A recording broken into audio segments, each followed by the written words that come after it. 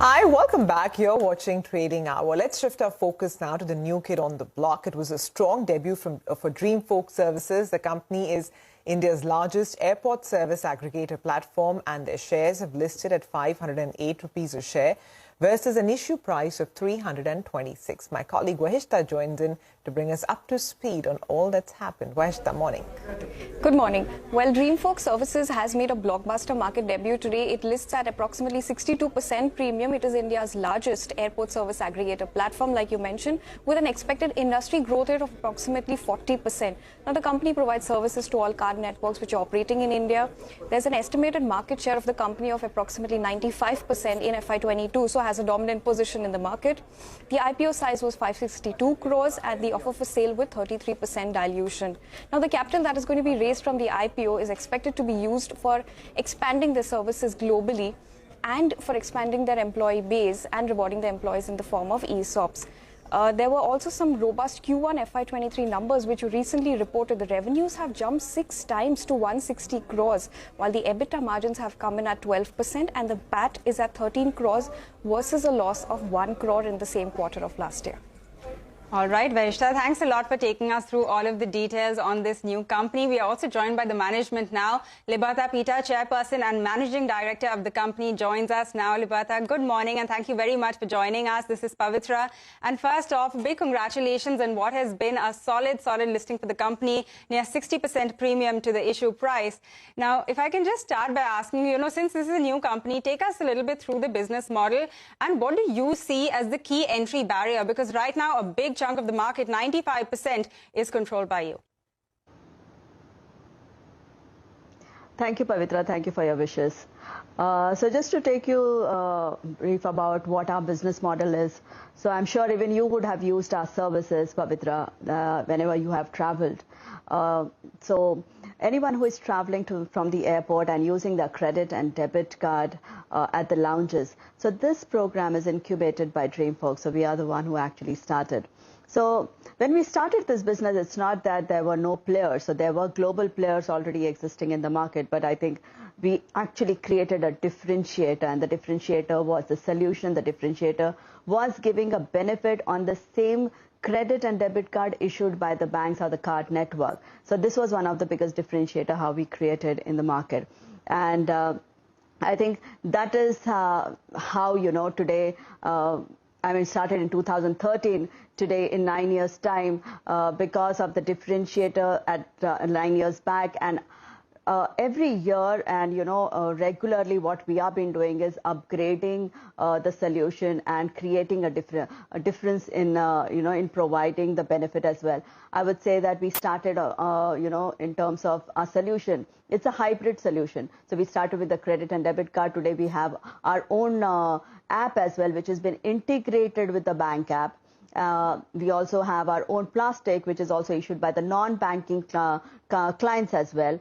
We have also integrated our systems with the airlines and the OTAs. So in case if anyone wants to even buy a lounge voucher, while booking the ticket, they can also do the same. So these are the differentiator what we have created in the market, and I think that is one of the biggest plus point. And not only that, we started as a lounge aggregator platform, but today we are an airport service aggregator platform. When I say airport services, we have actually added end-to-end services required for a passenger, starting from the baggage transfer, meet and assist, airport transfer.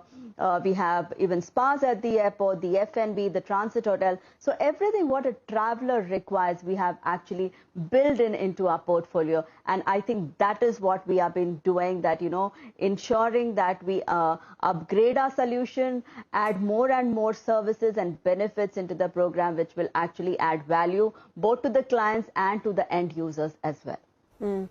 Liberatha, morning. Rima here. Do you need to pay any kind of commission to, say, the credit card companies, which will incentivize them to sell this service, or anything to the lounge? Just understanding the financials of your business model. Okay, so just let me first take you to the business model. The way it works is, for example, whenever there is, a customer going to the lounge and taps their card. Okay, so the transaction is complimentary, or the benefit is complimentary. The customer does not pay anything at the lounge. He has a free lounge usage. But for every transaction which is happening at the lounge, DreamFolks invoices to the bank or the card network, right? And the card or the network would pay to DreamFolks for the transactions which are happening at the lounges. Similarly, the lounges would invoice to DreamFolks for all the transactions which actually take place at the lounges. So we keep a delta and we pay to the lounges. So the way it works is that we have a contract or period which would be from 4 years going up to 5 years contracts with the clients, likewise even with the lounge partners as well. However, the price escalation, so there is a fixed price which is done with card networks or the banks. Similarly, there is a fixed price which is already pre-decided with the lounge operators as well. If I spend 100 rupees at an airport lounge, right, how much is it that you keep? How much of it is given back to the lounge, the credit card company? So the way it works is because all the lounges have different pricing, okay? So if you actually see the metro city pricing is higher, the domestic lounges rates would be different to the international lounges.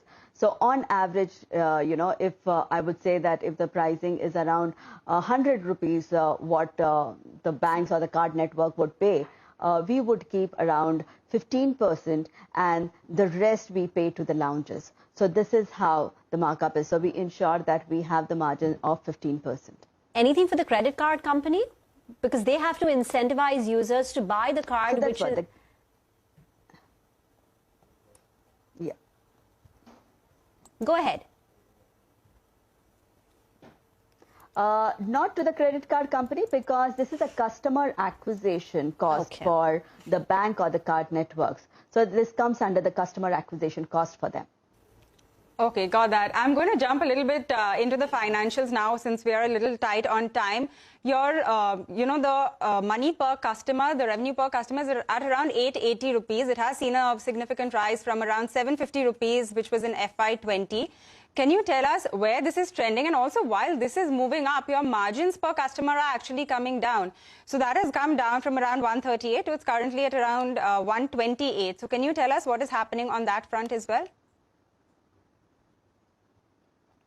So the way the volumes are increasing, so the way it works is, that year on year we try and have an escalation both from the client side and from the lounge operators as well.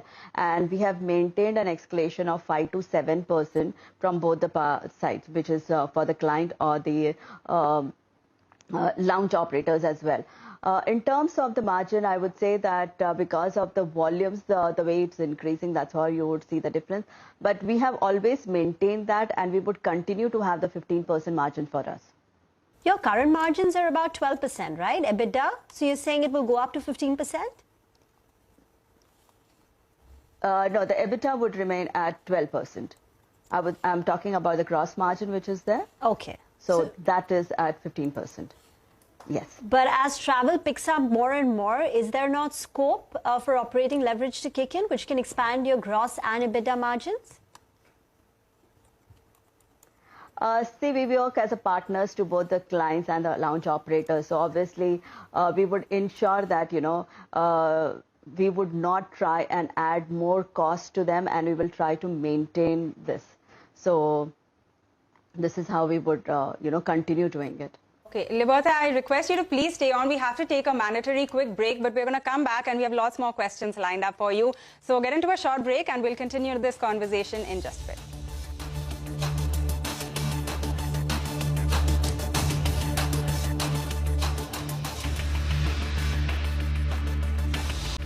Welcome back. We're in conversation with the management of DreamFolks. It's had a dream debut today. The stock is still holding up with a gain of close to about 45%. And we have Liberatha here with us. Can you talk a bit about your expansion plans? I think you already have tie-ups with close to about 54 lounges, if I'm correct. Do you have more lounges that you're planning to tie up with in India as well as internationally? And talk about your international plans as well. Sure. So in India, if you actually see, we have 100% coverage of lounges across. So right now, wherever there are lounges in the airport, we already have them as a partner. And in terms of the other services as well, if I have told you that, we have already added the other services like the baggage transfer, meet and assist, airport transfer. We also have spas at the airport, F&B.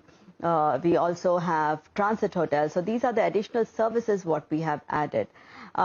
In terms of the expansion, apart from the airports, we have also, started the railway lounges as well. So there are 9 railway lounges across India, and we have already started few of the bank program and the network programs in these lounges. So there is a railway lounge program as well, which has already started.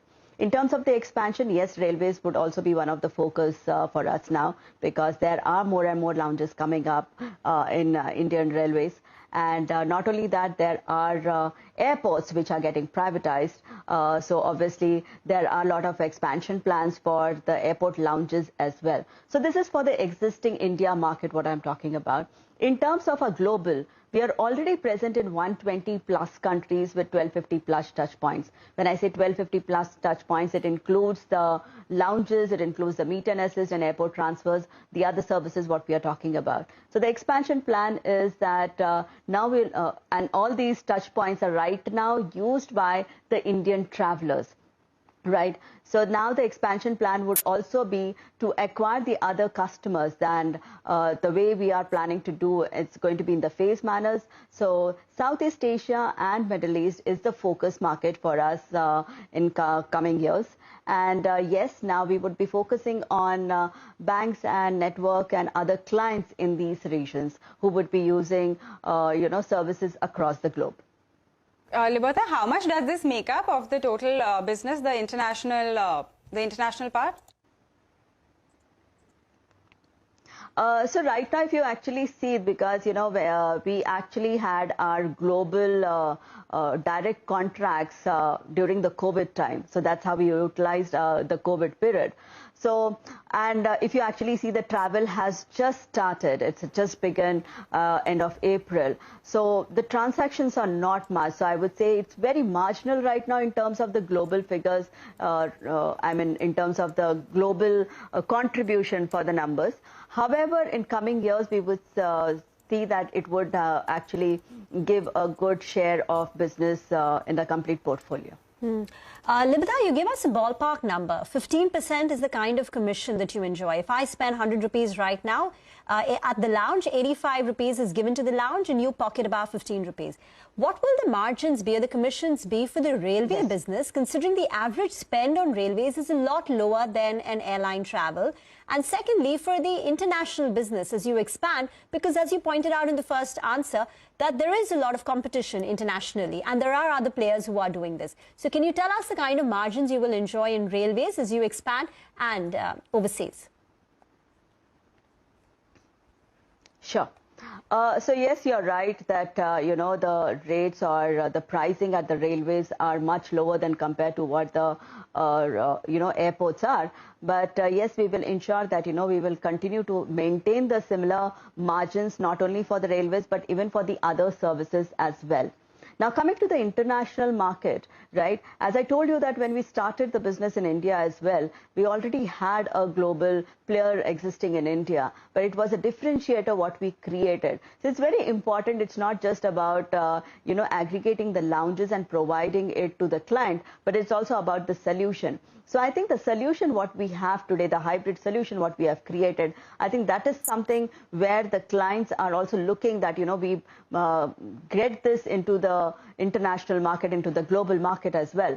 And I would say that the margins would also continue to remain the same. And that's what the strategy is. And we have already started building in the same way. So I think it's not only the commercial, it is also about the solution what we are building in. So, and that's where the clients are, wanting us to get this into different regions outside India.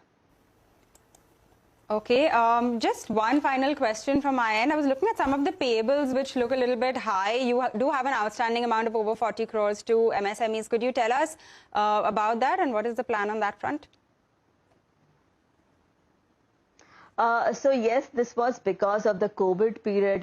This were actually got delayed because few of our payments were actually. But in past, if you have actually seen that our payment terms were very clear.